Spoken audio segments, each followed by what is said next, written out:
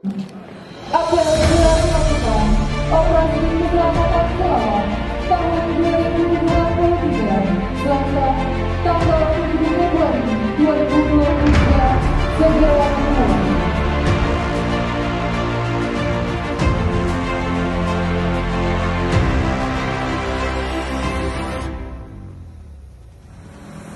Hadirin dan peserta apel gelar pasukan yang saya banggakan.